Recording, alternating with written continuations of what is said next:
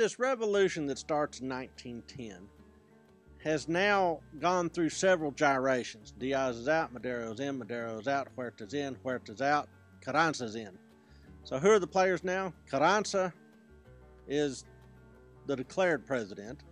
He's backed by Obregón, the stern schoolmaster of Sonora. Remember him.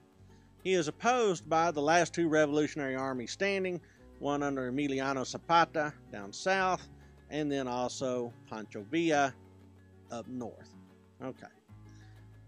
So in this round three, which goes for about 5 years, really from October 1914 to November 1919, you've essentially got the Carranzistas versus the Zapatistas and the Villistas.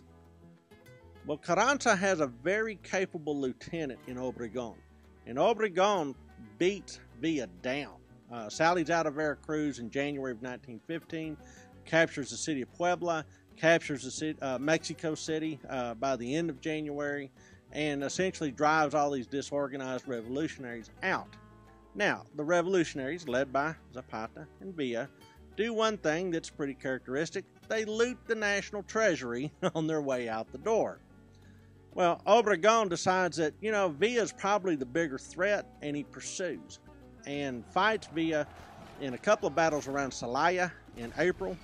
Another fight that goes on for a better part of a month at Trinidad, and then another battle in October of that year at, once again, Agua Prieta.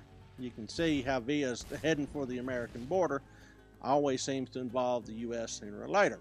And in fact, at Agua Prieta, Mexican troops under Obregón's command are allowed to pass through U.S. territory to gain a positional advantage on the Villistas. And then, to add insult to Villa's injury, he was gone from being a rock star in American popular culture to now being a hunted man hemmed up against the Arizona border.